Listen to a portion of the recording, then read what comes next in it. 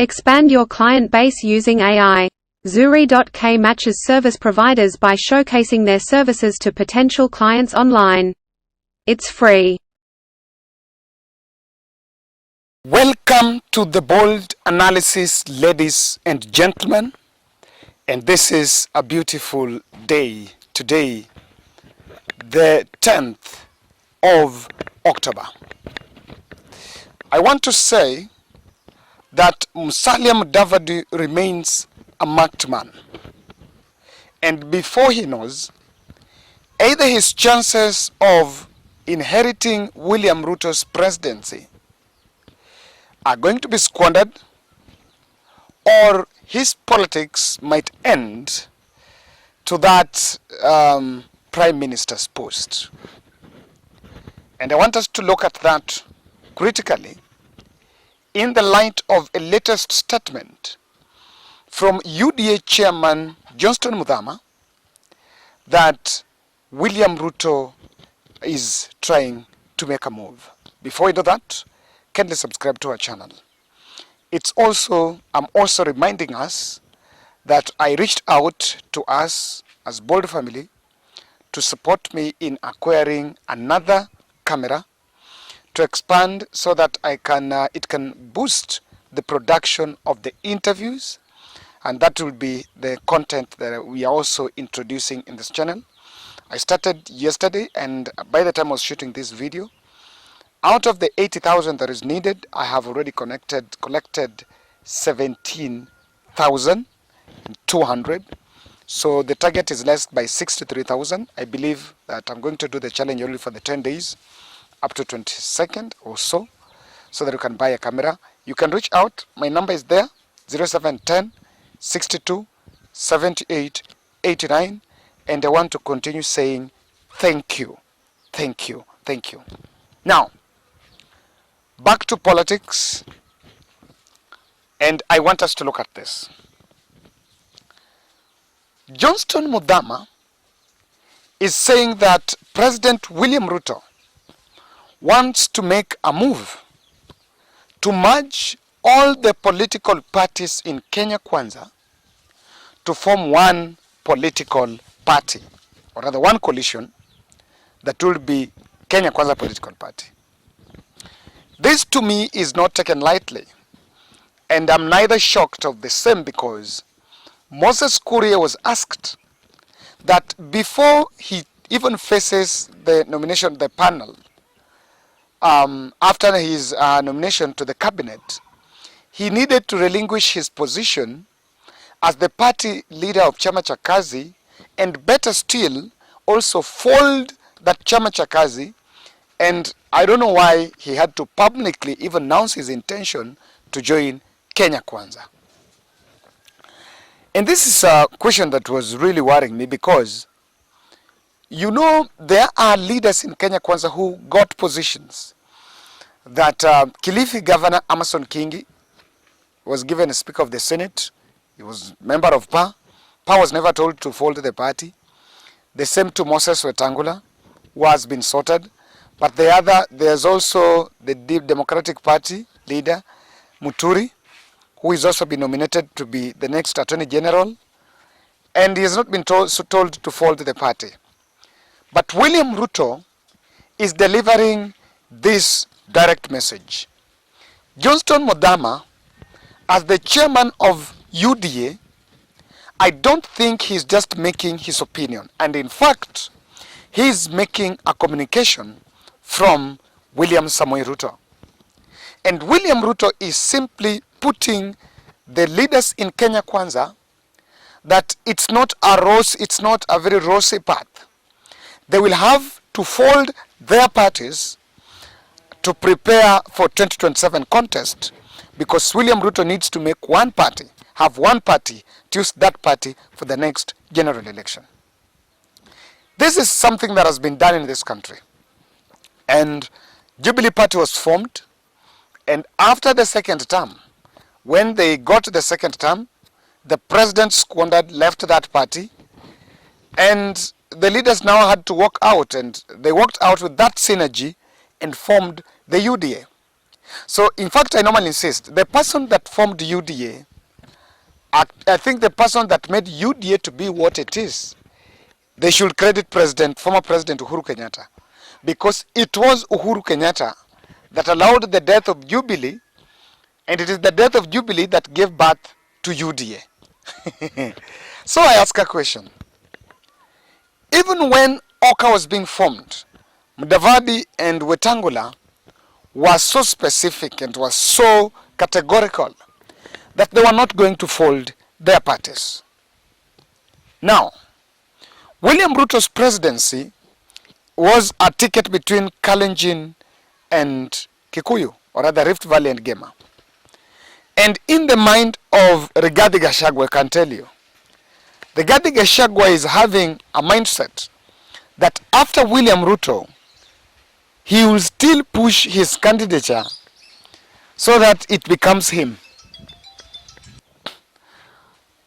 And I can say that Rigathi is committed to become the next president. But I want to tell you the target, and this news, I don't think it affects the rest of the team. I want to take it to the doorstep that William Ruto is opening a rivalry and a war front with Musalia Mudavadi. Before I do that, and I want to tell you it's Musalia, kindly, if you are a service provider, maybe in the saloon, in the tours and travel and medicine, and you want to promote your channel to reach more clients, I want to introduce to you zuri.com.ke. Visit zuri.ke, and whether you're a service provider, use that platform because it's a platform that will help you market your professional services to connect with legitimate clients. Visit zuri.ke. Now, number one scenario that will play out is that Musalia Mudavadi will not fold ANC. He will not fold ANC because even though in this election ANC performed dismally, but at least with the Kenya Kwanza euphoria, they were in a position to assert a bit of their presence in some counties.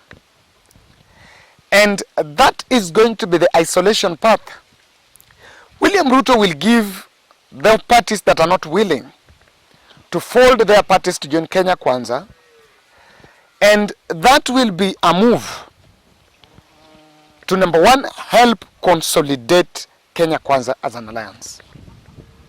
And the reason why I can tell you that that alliance, it will merge, and the name of that coalition may evolve from Kenya Kwanza to something attached with the UDA. And according to William Ruto, and I've listened to Johnson Muthama's statement, it seems they want everyone to fold and join UDA. If that was the intention, I can tell you, then Moses Kuria wouldn't have been asked to join UDA. If the alliance was to make one big Kenya Kwanza, then the Chama cha Kazi and the other parties will be allowed to fold and form Kenya Kwanza. Let me tell you how Mudavadi isolation will come out.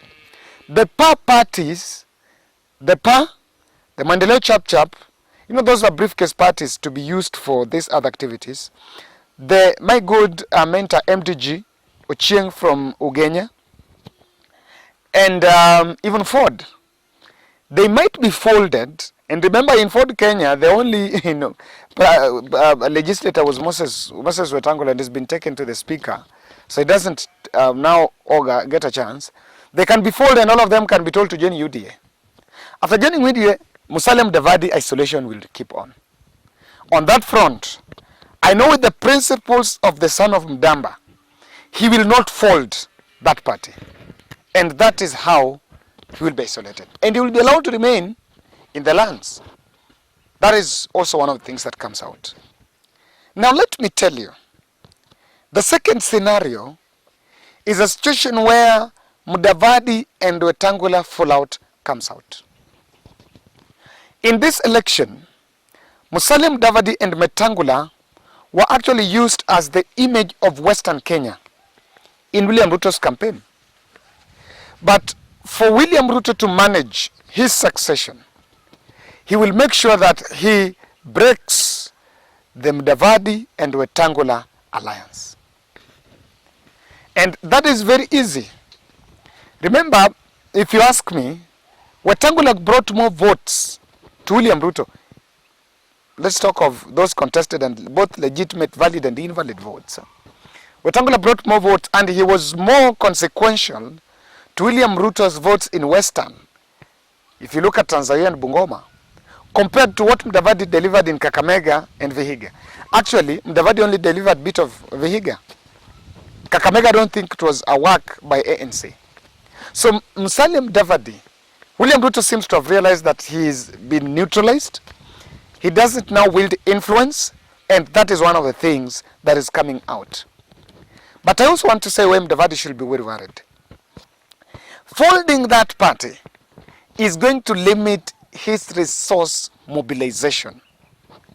And limiting resource mobilization only means that it will be difficult to chart his own political path away from William Samoei Ruto. You know, if you are the party leader of ANC, maybe you can in government or with the political party as an institution, you can easily mobilize even foreign funding. There are people who want to fund democratic processes even at the party level.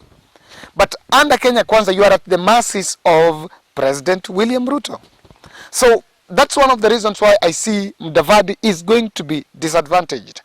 I see Moses Wetangula not to be as a person, because I've realized that from the speaker, if he serves the speaker for maybe 5 years or 10 years or so, most likely he will not be a viable candidate for presidency. I don't think he will go for the presidential vote. He will actually retreat and look for something as he goes to retirement. And that is a probability that is on table. But Musalia Mudavadi looks a viable candidate that will be there for William Ruto. Now, let me tell you the trap.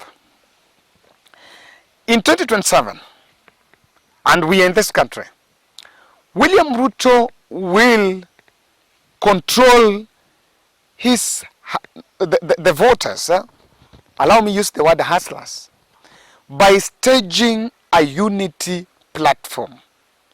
That we are uniting this country for the sake of economic recovery of revival. So, William Ruto's next politics now, as we talk now, is a call for unity. And that call for unity is what will start at the political parties. So people who will be, that will be the unity platform saying, I want to bring everyone. That's what Uhuru Kenyatta did. And in fact, people say that William Ruto is a genius. I don't think it's more of a genius. I think it's just copying previous. There is nothing new. President Uhuru Kenyatta and him decided to set a precedence in the run up to 2017, and they had a ticket where now they brought everyone in the fold, but in the fullness of time, the party started blacking out. And in fact, there is the Political Parties Act that maybe they'll have to go there and amend. Otherwise, we are also in for a disaster. But parties should be very careful. If you want to set your path, in fact, what is happening, or what Kenya Kwanza is proposing, under what William Ruto is proposing, is just to clip the wings of politicians that will have an ambition to walk alternative paths apart from William Ruto's circle. That's my bold. And guys, thank you for supporting the camera purchase project. I believe that I want to buy a camera on 23rd of this month. We are shot with that with around only 63,000. If you even do at least a minimum donation of 50 or 100, but just 50, that means how many people? If you divide by 5, is around 12,000 people. Is it 12,000?